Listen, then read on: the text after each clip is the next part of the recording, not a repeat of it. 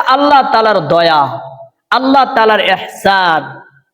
আল্লাহ তাআলা দয়া করেছেন বিদায়, আল্লাহ তাআলা অনুগ্রহ করেছেন বিদায় আমরা আল্লাহ তাআলার ঘরে আসতে পেরেছি। আল্লাহ পাক রব্বুল আলামিন কোরআনুল কারীমে বলেন, ওয়া ইন তাউদ্দু নি'মাতাল্লাহি লা তুহসুহা। এই আমার মুমিন বান্দা বান্দিরা, আমি আল্লাহ রব্বুল আলামিন তোমাদের উপরে এত অনুগ্রহ করেছি, এত দয়া করেছি বান্দা, অসংখ্য নিয়ামত দিয়া বান্দা তোমার জীবনটাকে আমি সাজাইলাম। ও বান্দা শুনি, যদি তোমরা আমার সেই নিয়ামত গুলা গণনা করতে চাও, আমার সেই নিয়ামতের বান্দা সংখ্যা গুলা গণনা করে তোমরা শেষ করতে পারবা না। তোমাদের করণীয় হলো, আমাদের করণীয় হলো কি, সেটাও আল্লাহ তাআলা নিজেই বলতেছেন, লা ইন শাকারতুম লাযীদান্নাকুম ওয়া লা ইন কাফারতুম ইন্না আযাবি লাশাদীদ। আমার এই নিয়ামত পাওয়ার পর আমার এই নিয়ামতের শুকর আদায় করো, তাহলে আমি আল্লাহ তাআলা তোমাদের নিয়ামতকে আর অনুগ্রহকে, আমার দয়াকে তোমার ব্যাপারে আমি আরো বাড়িয়ে দিব। সুবহানাল্লাহ। যেমন ধরেন, হাত আমার আল্লাহ তাআলার অনুগ্রহ দয়া, পাও দুইটা দিয়েছেন আল্লাহ তাআলা, সেটাও দয়া, শ্রবণ শক্তি আল্লাহ তাআলার দয়া, জবান আল্লাহ তাআলার দয়া।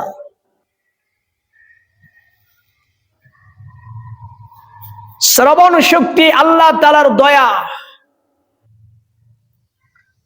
এই শ্রবণ শক্তির নিয়ামতের শুকর আদায় কেমনে করব?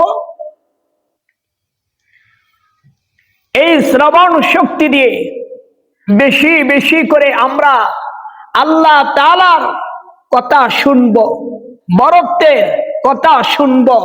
এই শ্রবণ শক্তি দিয়ে আল্লাহ তাআলার কোরআনুল কারীমের আলোচনা বেশি বেশি শুনব।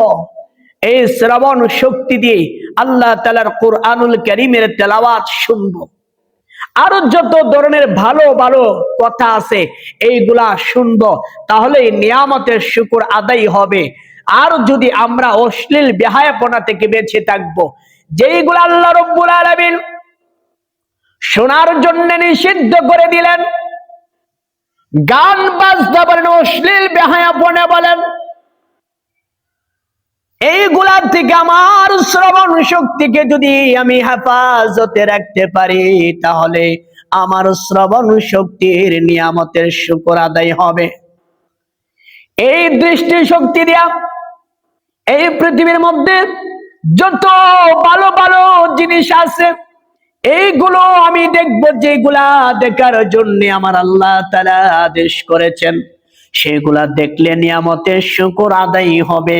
আর যেগুলা দেখে আল্লাহ তাআলা হারাম করে দিয়েছেন, নিষিদ্ধ করে দিয়েছেন, এইগুলা থেকে আমার বেঁচে থাকতে হবে।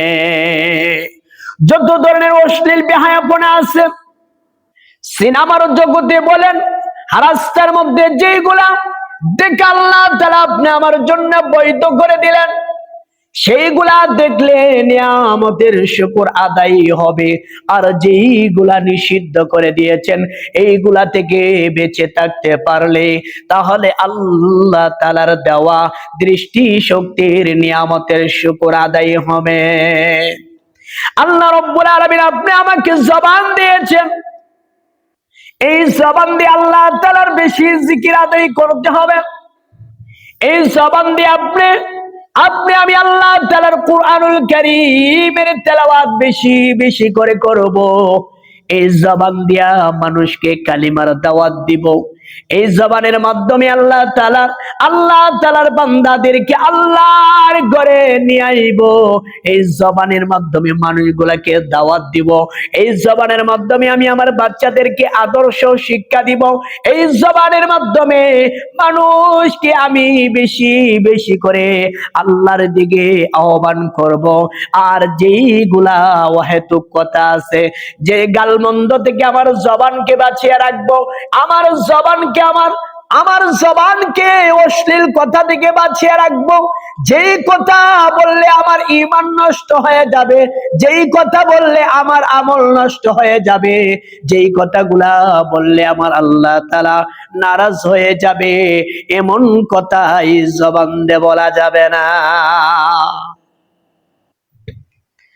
এই জন্য আল্লাহ পাক রব্বুল আলামিন কুরআনুল কারীমে এক জায়গা বলেন, যারা ঈমানদার, যারা মুসলমান, ঈমানদার বান্দা আর বান্দীদেরকে টার্গেট করে আল্লাহ তাআলা বলেন, ইয়া আইয়ুহাল্লাযীনা আমানু ইজতানিবু কাসীরাম মিনাল ইন্না বা'দায-যন্নি ইসমু ওয়ালা তাজাসসু ওয়ালা ইয়াগতাব বা'দুকুম বা'দা। আল্লাহ রাব্বুল আলামিন মুমিন বান্দার বান্দি যারা ঈমানদার তাদেরকে টার্গেট করে আল্লাহ তাআলা কুরআনুল কারীমে একটা বয়ান করলেন। আল্লাহ তাআলা বুঝাইতে চাইলেন, হে ঈমানদারের শোনো, তোমরা অনেক ধারণা আছে, যেই ধারণাগুলা থেকে তোমরা বেঁচে থাকবা। অনেক ধারণা আছে, যেই ধারণাগুলা তোমরা করবা না। মানুষের ব্যাপারে তোমরা ধারণা করলে সেটা তোমাদের অন্যায় হয়ে যাবে। না জেনে, না বুঝে, না শুনে একজনের প্রতি বলে ফেললা। কয়েকজন মানুষ মিলে একটা কথা বলতেছে যে অমুক এই কাজটা করেছে, আমি গিয়েও এই কথার মধ্যে এই কথার স্বীকৃতি দিলাম, হ্যাঁ উনি এই কাজটা, মনে হয় উনি এই কাজটা করেছে। এই যে একটা ধারণা, সেই ধারণাটা হলো গুনাহ। আল্লাহ পাক রব্বুল আলামিন বলছেন, এরকম ধারণা করা থেকে তোমরা কি করো? বেঁচে থাকো। এরপরে আল্লাহ বলেন, ওয়ালা তাজাসসু, মানুষের কতগুলা গোপনীয় দোষ আছে, পাপ আছে, অন্যায় আছে, এগুলো তোমরা সমাজে তুলে ধরো না, সমাজে বলবা না। এগুলো আল্লাহ তাআলা নিষেধ করে দিয়েছে। একে অপরের গীবত করবা না, সমালোচনা করবা না, একে অপরের দুরস্তুটি সমাজে মানুষের কাছে বলে বলে তোমরা বেড়াইবা না। যদি সমালোচনা করো তাহলে কি পরিমাণ অন্যায় হবে, তোমার আমার জীবনের কি পরিমাণ ক্ষতি হবে। আল্লাহর পয়গম্বর বিশ্বনবী সাল্লাল্লাহু আলাইহি সাল্লামের জীবদ্দশায় একটি ঘটনা আপনাদেরকে শোনাই। রমজান মাস, আল্লাহর নবী মসজিদে নববীর বারিন্দা বসা ছিলেন। একজন সাহাবী এসে বলেন, ইয়া রাসূলুল্লাহ, এলাকার সমস্ত মা বোনেরা রোজা রেখেছেন, সমাজের মধ্যে আলোচনা চলতেছে দুইজন মহিলার ব্যাপারে। রোজা রাখার কারণে তাদের এত কষ্ট হচ্ছে, মনে হয় তাদের জান বের হয়ে যাবে। সাহাবীর এই কথা শোনার পর আল্লাহর পয়গম্বর বললেন, যাও তুমি এই দুইজন মহিলাকে আমার কাছে নিয়ে আস।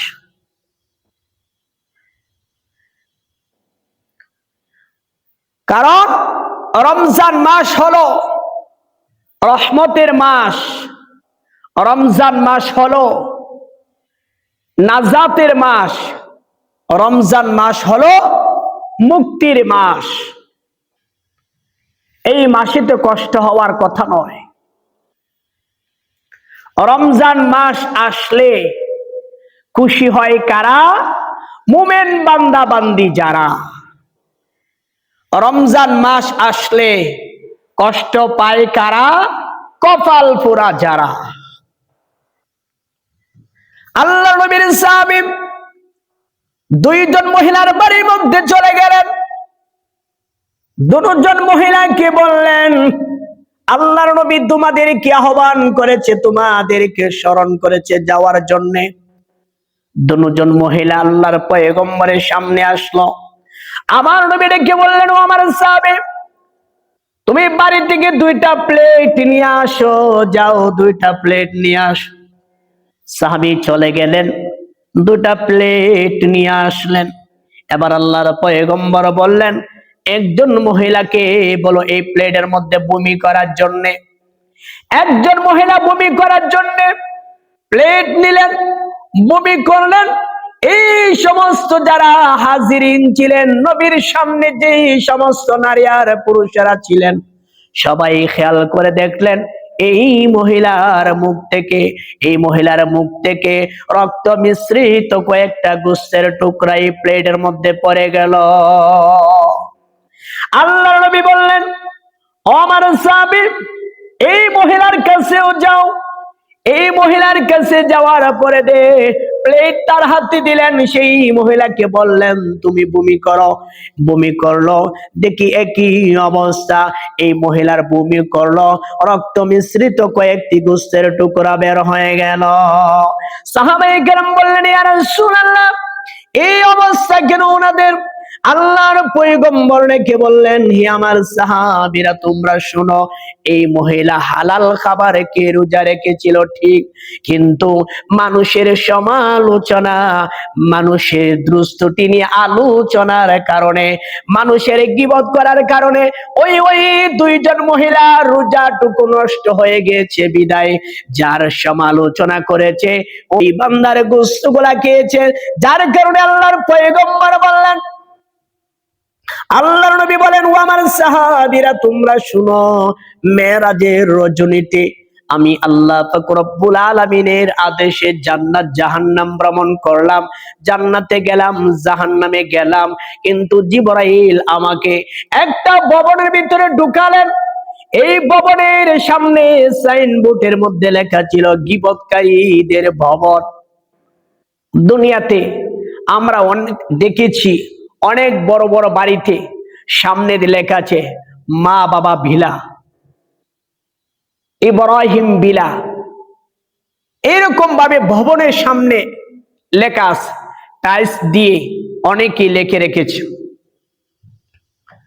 আবার কেউ দেখা যাচ্ছে লা ইলাহা ইল্লাল্লাহ মুহাম্মাদুর রাসূলুল্লাহ সাল্লাল্লাহু আলাইহি ওয়াসাল্লাম, এই কালিমাও লিখে রেখেছে।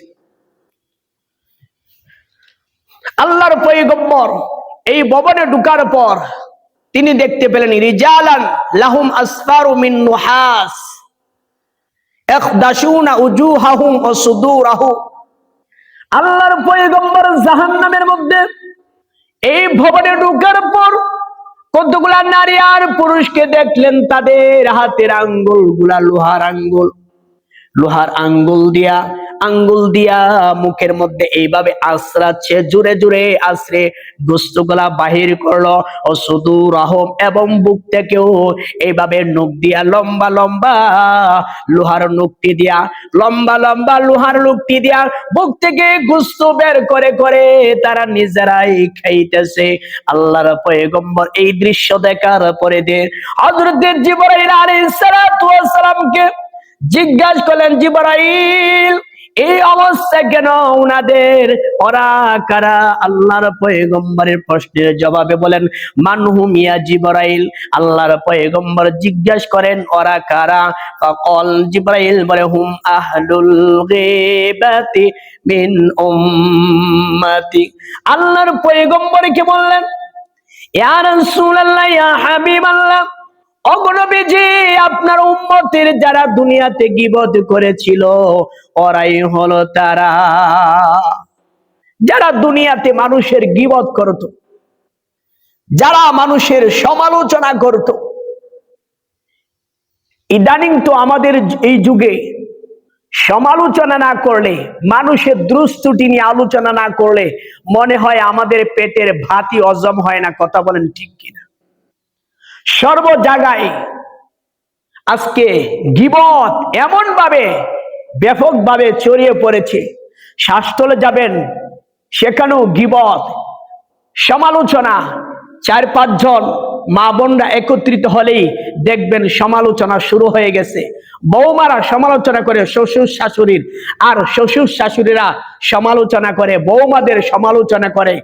আর এইভাবে প্রত্যেকটা সমাজের মধ্যে এই গীবত করার কারণে, গীবত তো যারা গীবত করেছিল, আল্লাহর নবী আলাইহিস সালাতু ওয়াস সালাম কে হযরতে জিবরাইল আলাইহিস সালাতু ওয়াস সালাম বলেন, ইয়া রাসূলুল্লাহ, ইয়া হাবিবাল্লাহ,